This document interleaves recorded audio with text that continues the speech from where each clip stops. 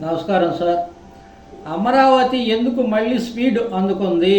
Goal, నమ్మకము plus news value. ఇప్పుడు కొనకపోతే miss అనే ఫీలింగ్. అమరావతి ఆగిపోయింది అనుకున్నారా సార్? తప్పు, మళ్ళీ స్టార్ట్ అయింది.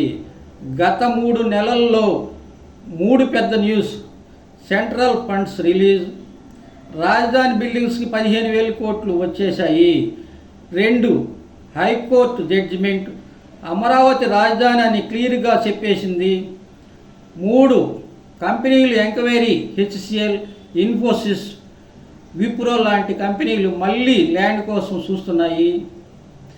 ఇవన్నీ జరిగేది మన కళ్ళ ముందే. ఇప్పుడు కొనకపోతే రేపు రేటు డబుల్.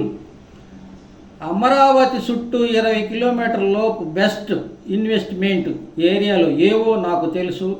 క్యాపిటల్ అని కామెంట్ చేయండి, లిస్ట్ పంపిస్తాను. Thank you sir.